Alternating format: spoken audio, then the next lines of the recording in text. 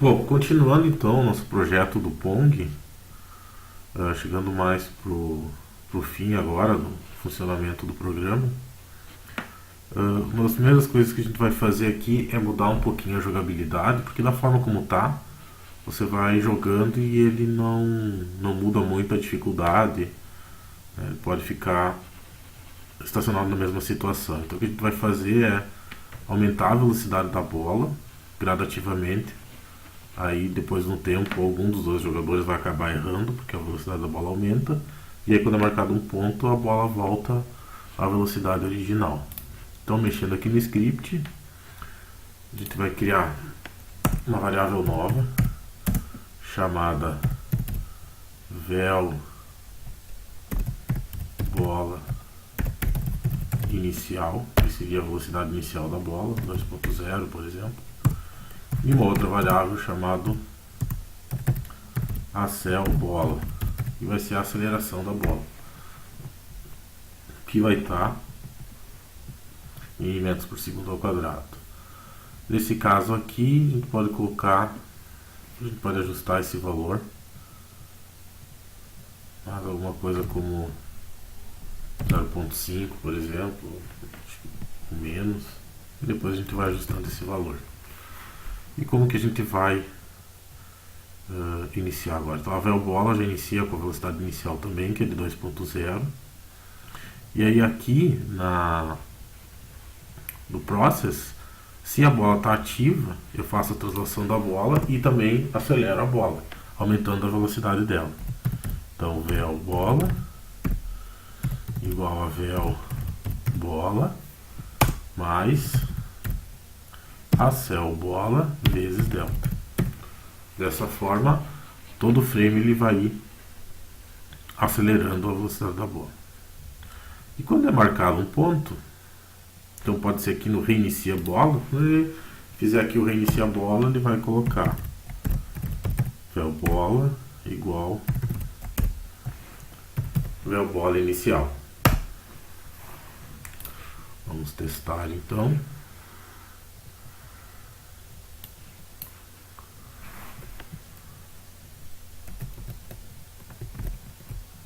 Aqui a aceleração está meio alta.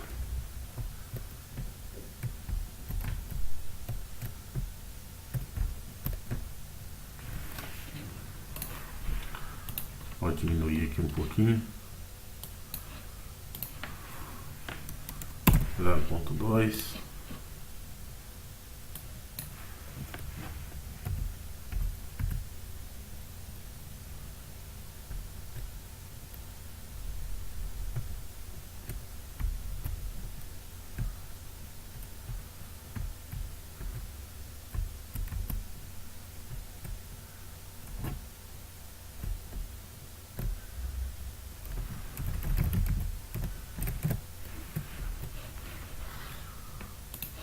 Isso. Pode ser até menos. A gente pode aumentar também a velocidade da raquete.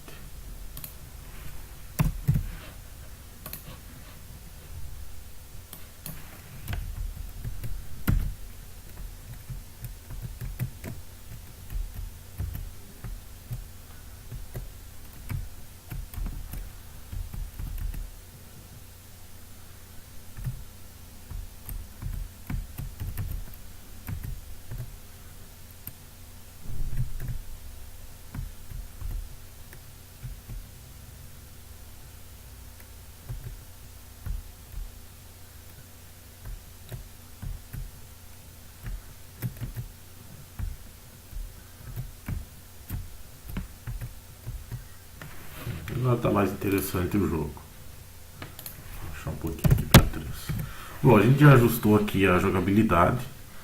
Agora uma coisa que a gente pode notar quando for aqui no 3D é que está tudo azulado aqui. Por que isso acontece? Por que a raquete e a bolinha são azul? A gente não mexeu ainda na cor. Quando a gente trabalha com objetos 3D, com modelos 3D, não só no Godot, mas em qualquer motor de jogos moderno, a gente não vai trabalhar diretamente com a cor, e sim com o material. O material define como que aquele objeto reage em relação à luz, dando diversas propriedades, como a própria cor, reflexão, né? Se parece mais metálico, se parece mais plástico, se é mais opaco, então tudo isso. No momento a gente não tem nenhuma luz na cena, então a gente só tem a luz do céu, que é o céu padrão que o Godot coloca. Então ele tem uma luz, uma espécie de luz de fundo meio azulada por causa do céu. E tem também aqui os objetos. Então primeiro a gente vai mexer na textura dos objetos. Então vai pegar aqui a bola, por exemplo. Vou selecionar aqui o Mesh Instance. Mesh Instance tem uma propriedade aqui chamada material. Material 0. Vou criar aqui um material novo. Tem dois tipos de material. Shader Material é um material que a gente vai programar ele na placa de vídeo. E o Spatial Material é um material padrão. É mais fácil trabalhar, que só preciso trabalhar nas propriedades dele, não preciso criar o programa dele. Então a gente vai trabalhar com esse material padrão, o Spatial Material. Ao criar o material, ele cria aqui um material padrão, a gente pode alterar as propriedades dele. Se eu clicar nesse material, eu vou agora então editar as propriedades dele. Bom, como vocês podem notar, ele tem várias propriedades e a gente não vai ter como ver aqui todas essas propriedades tão rapidamente. Então a gente vai ver as mais importantes aqui. Então alguma delas é o albedo. O albedo seria a cor básica, que seria a cor de reflexão difusa. Então a cor básica aqui é branco. Por que aparece azulado? Porque ela está refletindo um pouco da luz do sol, luz do sol não, né? Da cor do céu. Então aqui pode deixar a bola, pode ser branca mesmo. E aqui eu tenho algumas propriedades, por exemplo, se é superfície mais ou menos metálica e a rugosidade, né? Quanto mais rugoso, mais próximo de algo como plástico ou tecido. Menos rugosidade seria um material mais liso. Se eu colocar um aqui, eu estou alterando a rugosidade. Aqui não dá para ver bem esse efeito, porque depende das reflexões, né? Pode deixar aqui 0 por enquanto. Se a gente for olhar aqui as raquetes, por exemplo, a raquete 1, vou vir aqui no mesh dela e vou criar um novo material para ela. Vou vir aqui no albedo e, sei lá, amarelo, por exemplo. Vou alterar o albedo para amarelo. E vou vir na outra raquete aqui no Mesh Instance, criar um material para ela. E também vou colocar o albedo amarelo.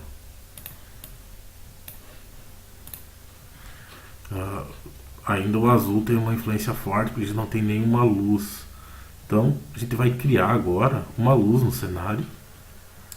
Vou clicar aqui no jogo. Vou clicar aqui e acrescentar uma luz. Digitar aqui Light. Eu vou criar uma Directional Light. A Directional Light é uma luz direcional.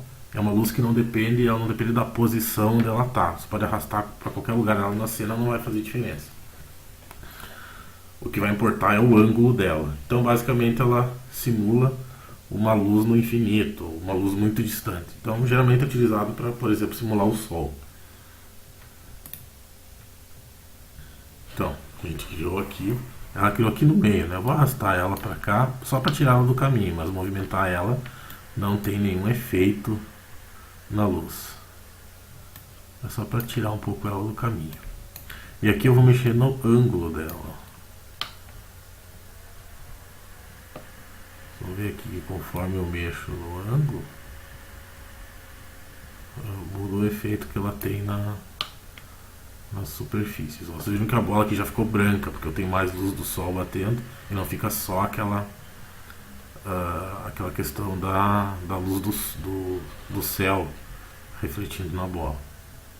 Então se eu executar aqui, ó, já está consideravelmente diferente aqui a aparência do jogo.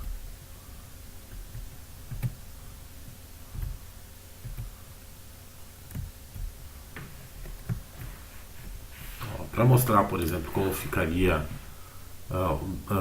mudar as propriedades, vou mudar o albedo da bola. Então seleciono aqui a bola, vou colocar clico aqui no material e vou colocar um albedo mais próximo aqui, vermelho, para destacar mais em relação ao fundo. Vejam que ela tem essa reflexão aqui do céu, né? Se eu vier aqui, por exemplo, na rugosidade, colocar rugosidade 1, ela perdeu aquela reflexão que ela tinha. 0 ela tem, 0.5 diminuiu aqui um pouquinho, né? Vou deixar como 0.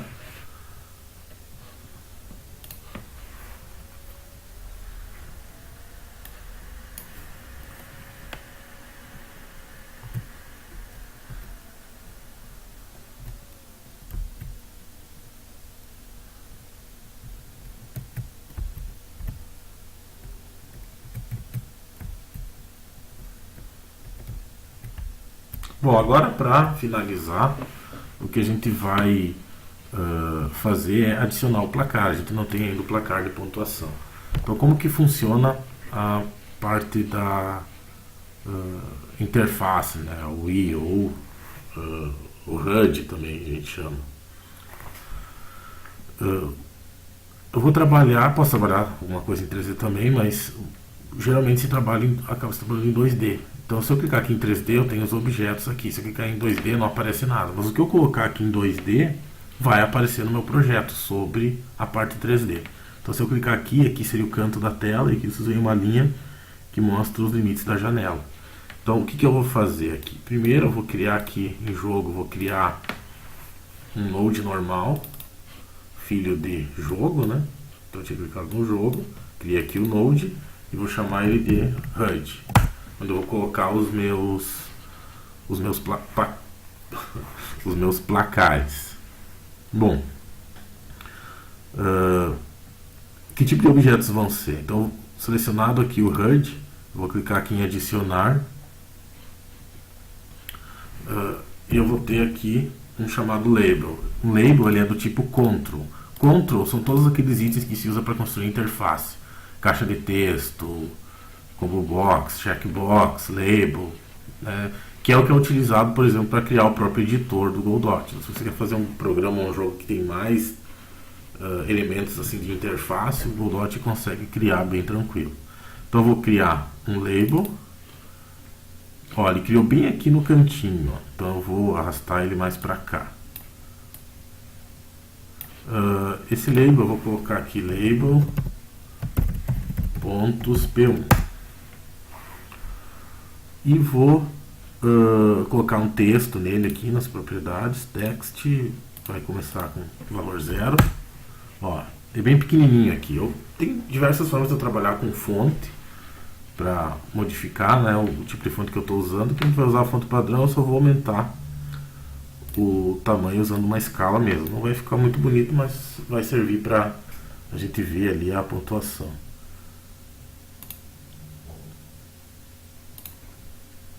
Então, selecionando aqui o label, eu venho em Rect. Em Rect aqui eu tenho as propriedades, seria semelhante ao transform, só que em controls esse Rect de retângulo. Então eu tenho posição, tamanho, escala. Então vou mudar aqui a escala 3x3 aqui, vamos ver se vai ficar muito grande. 4. Pronto, então aqui vai ficar os pontos do jogador 1. E eu vou duplicar. E já criou aqui pontos, label pontos P2. Ele já alterou automático aqui o nome, só que eu vou arrastar para cá. Então aqui os pontos do jogador 1, lá os pontos do jogador 2. Bom, como que eu vou alterar agora os pontos? Eu não vou fazer aqui o alinhamento e tudo mais, né? Mas tem ferramentas, tem formas de fazer alinhamento. O que eu vou fazer aqui é apenas fazer o código que vai jogar a pontuação para essas labels. Lembra que a gente já controla a pontuação, né?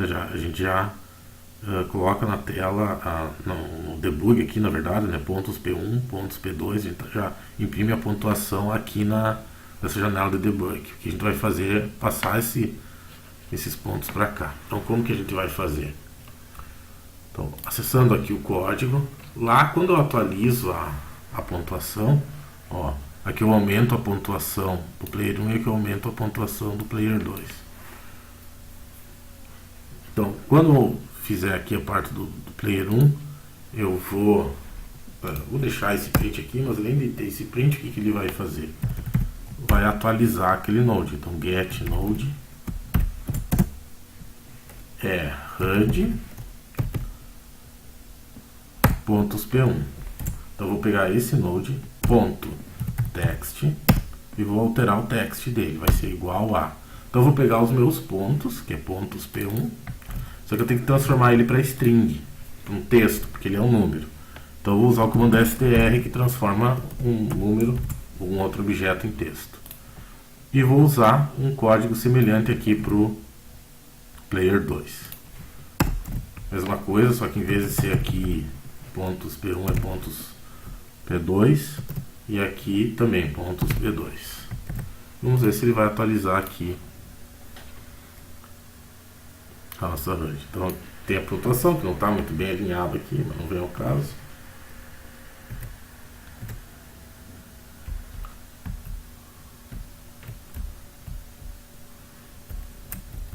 Ó, um ponto aqui para o player 1.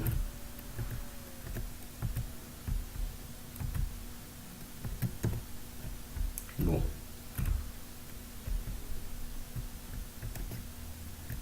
um ponto aqui para o player 2, então você já viu que funcionou.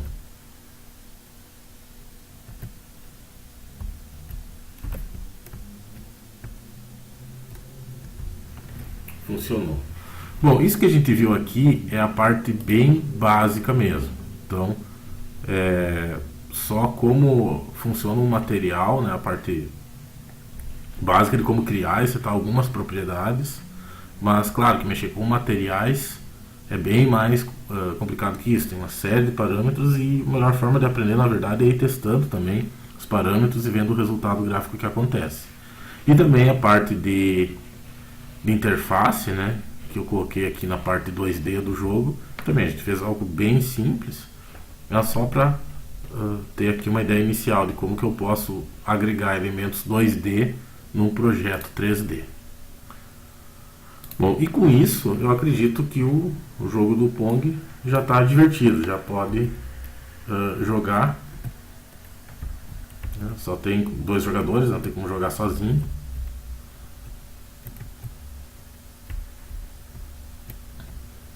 Mas já está um joguinho funcional usando o Godot.